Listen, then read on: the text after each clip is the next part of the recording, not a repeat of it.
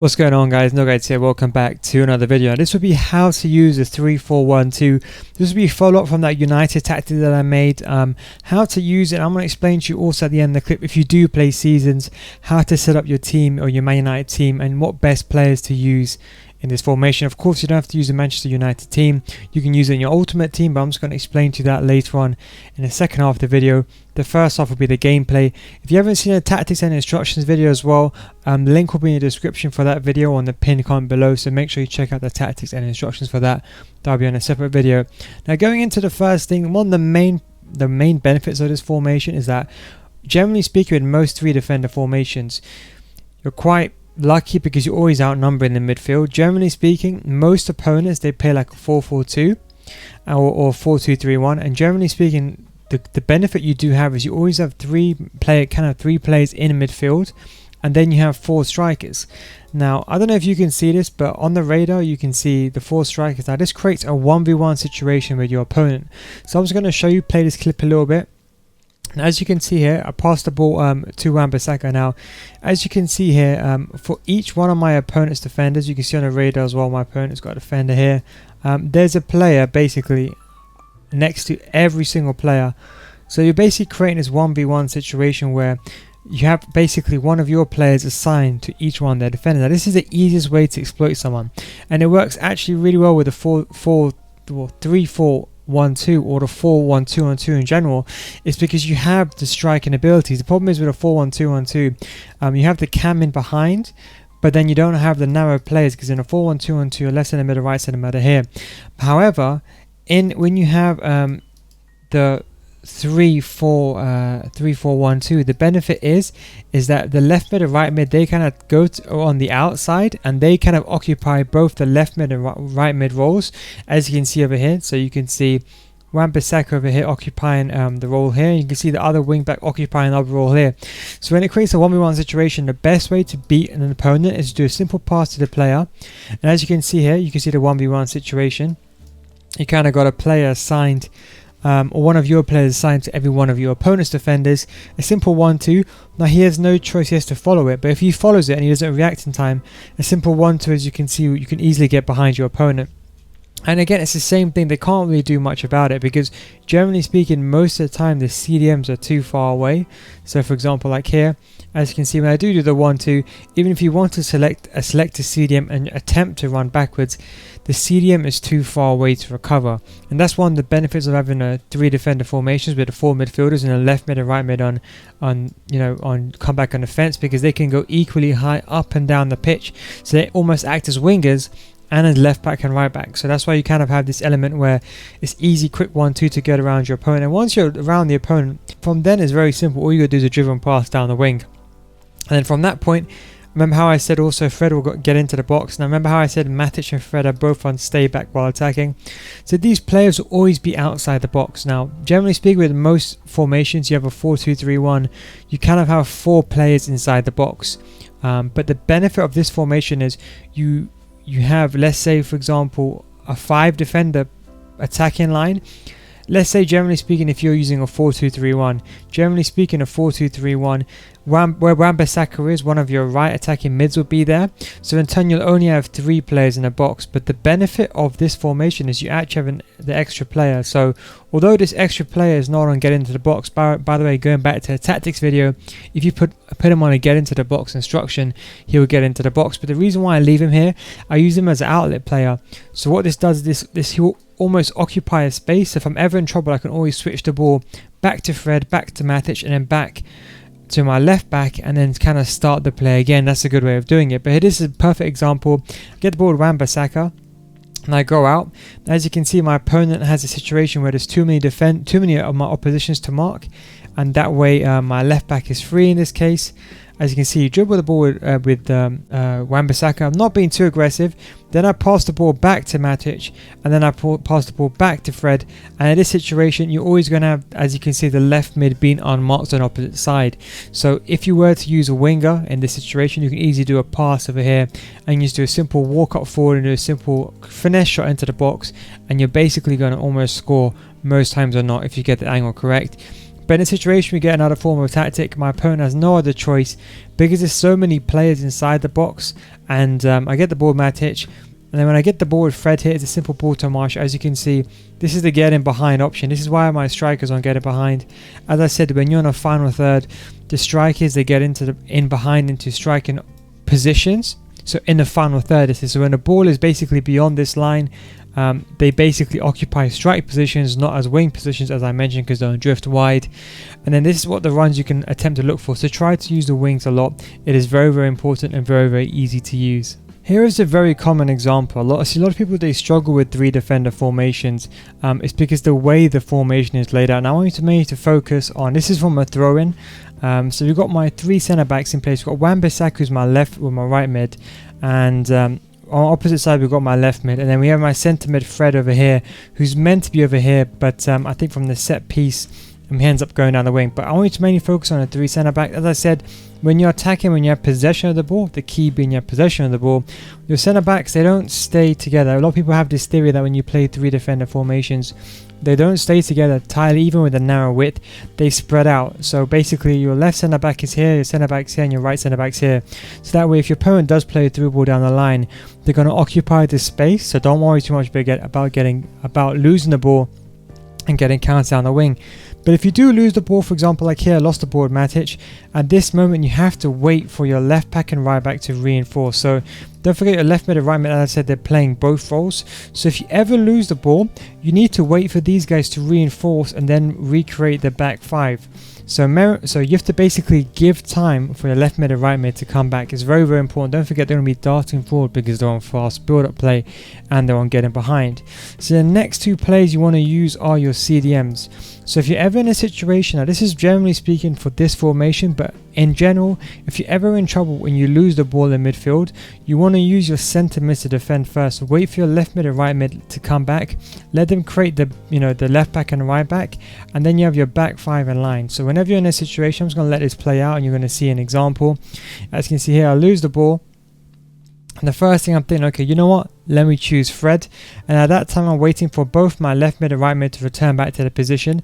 See that? I'm still using Fred. I'm not being overly aggressive. I'm not advancing towards them because I'm getting counter-attacked here.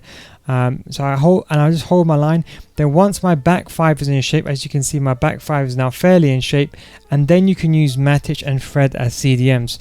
So the whole idea is you're playing a time game. So when you do have the ball, and as you can see, once the left back or the left mid and right mid kind of go into their positions, then the back 3, they kind of retain a narrow position again. So it's kind of a situation where when you're attacking, the back 3 is spread out and your left mid and right mid are forward, and then when you lose the ball, what happens is your left mid and right mid, they come back and they kind of reinforce the back line, and your original back 3 that was quite wide apart becomes a narrow back 3, and then these 2 players make the back 5. So do bear that in mind. So if you do get countered, use your centre mids, and this is generally for all formations, all 3 defender formations, but you can see the recovery again, and you can see again the left mid and right mid going forward like so. It's very, very important you understand this and you see the movement. So if you lose the ball, for example, like here again, you'll know how to react because you know you've got 3 players back. You know you have to either play for time, or if you do get countered, you have to run back with your centre backs individually. Now this is an example that I get asked a lot. What do you do when your opponent is parking a bus and you're not counter-attacking? Well, you see the key thing with this formation is being patient. Again, the same thing applies. Remember, you kind of have a player for every defender. So obviously bear that in mind at the back of your head. Bruno Fernandes on free roam is going to be the player that's going to run into the space. So watch Bruno Fernandes. That's why I say play your cam in this position. You kind of want this player to kind of run into key positions in the pitch and kind of occupy these positions, run between the line. So this is a typical example. My opponent's parking a bus. I'm going to show you an example where I don't score, but I want to show you just what you can do when your opponent parks the bus. If you're ever in a situation your opponent parks the bus, just pass the ball around. Spaces will open up. As you can see, my left mid is already drifting. Williams already drifting. My opponent's right back far away, and as you can see, I've got a massive gap in between that. Now if I wanted to, I could have made a run forward and played Bruno Fernandes in, who's on free roam. This is just one example, and I thought I'd just show you what you can do. Now in this case, I don't really do it and I make a pass behind. I get the ball in situation again, multiple choices again. I can, if I wanted to, make a through ball. I could have made a shot near post over there, or in this case I passed the ball back to Fred. Now the reason I'm going back and forth just to show you what options are available. So I get the ball with Fred now. Now in this situation, if I was in trouble, shall I tell you what I would do? I'd probably go down. I could have made a pass to Wan-Bissaka if I really wanted to, or I could have gone and dribbled upwards. Remember, look how much space I got around me. Remember, your opponents, they can't commit too much forward because then you're going to have space around the middle. If you just pass the ball around, you're going to create space. Just trust me. Next time your opponent's parking the bus, just pass the ball around. Don't attempt to go forward. Pass the ball around and I guarantee your space will open up. As you can see, I get the ball here with Fred. Then I make the pass again to Fernandez. Now if I wanted to, I could have made a through ball down the line and then passed the ball into the box. But again, you can see I could have even dribbled a little bit, created a 1v1 situation with this defender, and I could have maybe passed the ball, or when I created a 1v1 situation with this defender, I will then free up Williams to make a run inside with the getting behind option. So again, just look at the options that are available. So as you can see here, I decided to run away and I passed the ball to Matic in this situation. I get the ball with Matic, I pass the ball to Fred. Again, the same thing. I could easily go and turn around and make a pass to Martial, and I can make a pass to Williams who kind of ran inside. Again, I could go like this. The key thing is just pass the ball around your creating option. In this case, I passed the ball again towards the down, towards Everton. As I said, because the way the system is laid out, it always makes the guy free on the other side. In this situation, I get the ball here. I try to do a little skill, a little shimmy inside the box, but this is just a perfect example of maybe when you can't find a solution and you're not getting counter-attacked, it's always best just to maneuver around your opponent's box rather than trying to commit and forcing the ball forward. Just try to pass around the box rather than trying to commit the ball forward if you are in trouble. Now the reason why this is also a very good attacking formation for the counter-attacks is you have fast build-up play. So you're always going to have your two strikers and then you're going to have your cam just behind on drift. Your cam's going to be on a free roam, but he has the ability to drift wide if he needs so with the free roam instruction.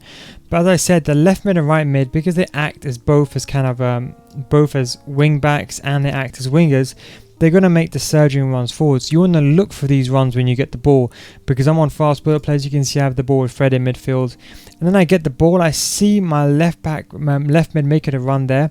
Now I tried to make a pass, and at that time my opponent caught on to what I was doing. So in this case, in theory, I should have done a driven pass down the wing or a driven pass into my opponent by pressing RB and R1 and X. But of course he read that, as typically most players would do.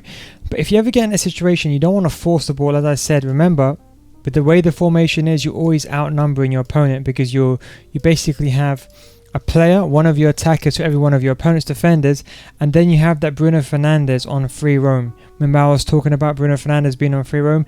In this case, interjecting and he's interswapping with James, but as you can see, this is where you outnumber your opponent. So don't worry too much, don't force the ball. If you're ever in a situation and you've got no one to pass to, the most important thing is to switch it. So like as you can see, I get the ball with Martial here. Now I could have gone forward if I really wanted to, but as you can see, I get the ball up and I switch the ball to Wan-Bissaka, because as I said again, going back to it again, even if your opponent's got CDMs, because you're a fast build-up player and your two strikers are on getting behind, in fact all of your players in theory are on getting behind, especially the left mid and right mid, you're basically putting your opponent in a situation where they've got 4 players running at you and they have to assign 4 defenders to them, and that's why you can use the ability to switch the ball to exploit the space. As you can see over here, I get the ball with Lindelof, I pass the ball to Martial, and then on the opposite side, that means Wan-Bissaka is going to be free, because as I said, they have to shift the ball to overload the ball side if they are using it, or if they're using a narrow width, and in turn, that's what creates a situation. Again, same thing, get the ball with Wan-Bissaka, as I said again, you're overloading the pitch. Be patient. Don't worry if there's no place to go forward back into the box, just run away. As you can see, Wan-Bissaka very patient, normalistic dribbling, being very, very patient, and then when I get the opportunity, then I strike. But again, the most important thing is when you do get the ball, if you ever are in trouble, just switch the ball. Like even you can see in a build-up phase over here, I knew there's opportunity, I saw over here, and then I made the pass, and then after I realized, okay, you know what, I can't go backwards because my player is getting marked over here. Had to go forward, but I realized at this point I could have gone up. I tried to go up, but I found that the switch is on. So always look for the switch. That's why I advocate the co-op camera angle as well, so you can see everything on a pitch. Okay, now if you're going to use it for Manchester United, I'm going to tell you how to set up. Now I know the team is in form right now, but this will work when the team is not in form as well. Realistically, you can't play players like Maguire in this system. I did it for the video, but they're just too slow. In FIFA, it's not about, I mean, if you're a United fan, I'll be honest, it's not. The truth is, I'll keep the United players, but it's not about the players, it's about pace. Even Ultimate Team, you kind of want to have a fast back line. So the first thing I'll do is I'll bring Maguire off, and I'll put Bailly on for him. As you can see in the bottom right, you can see the pace there. That's the biggest thing. The pace is the most important thing, is the reason why I took him off. And then maybe I'll put, in my opinion, Lindelof in the middle, just because he's a bit better defensively. And that's the way I'll set my back three up. In Ultimate Team, you can use whoever you want, as long as they've got a pace above 80, Eder Militao, etc, etc. Now, the two centre mids, Fred is actually a good idea. He's not that bad. He can do a bit of everything. He's kind of like a universal player. But I think you can get away with Pogba. So I think Matic, again, going back to the pace thing, he's too slow. But then plus, you need to fit Pogba into this team somehow. So I've gone with Pogba, got him off the reserves, put him back in the centre mid. So I put Pogba and Fred both on stay back while attacking, and then what I'll do is I'll swap these players around. So you have Pogba and get into the box for a cross with the instructions, and that way you can get into the box, and then at least this way you can pass the ball around between them. And I think you have a pretty good state over here. The reason why I put Pogba on this side is because we're going to leave Wan-Bissaka on as well.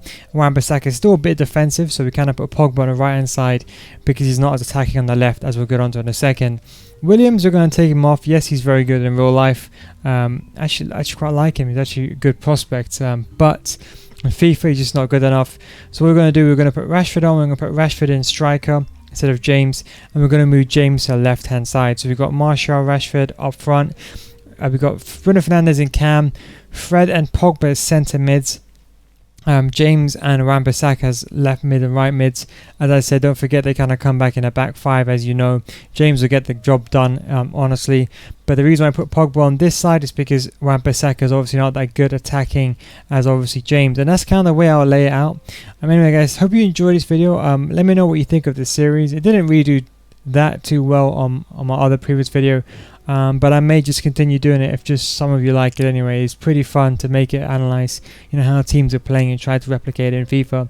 But anyway guys, let me know. Thank you very much for watching. Don't forget that tactics and instructions are on my other video.